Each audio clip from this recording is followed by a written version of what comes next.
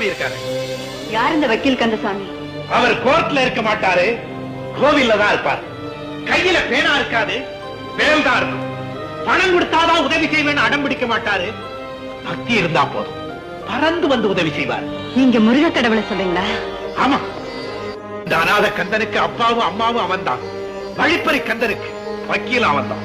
இவ்வளவு பெரிய முருக பக்தனா இருந்தோம் ஏன் கொள்ளையடிக்கிறீங்க? அது குற்றம்னு உங்களுக்கு தெரியலையா? நிச்சயமா தெரியும். ஆனா கஷ்டப்படுற முருக பக்தர்களுக்கு உதவி செய்ய என்கிட்ட வசதி இல்லையே. அந்த வசதி இப்பவே உங்களை தேடி வந்துட்டா நிச்சயமா கொள்ளையடிக்கிறத விட்டுருவேன். அப்படின்னா நாளையில இருந்து இந்த வீட்டுக்கு நீங்க தான் முதலாளி. நீங்க என்ன சொல்றீங்க? பக்தர்களுக்கு வறுமை வரக்கூடாதுன்னு நீங்க திருடி கொடுக்கறீங்க. ஒரு பக்தனுக்கு விலங்கு வரக்கூடாதுன்னு நான் இந்த அந்தஸ்து கொடுக்கறேன்.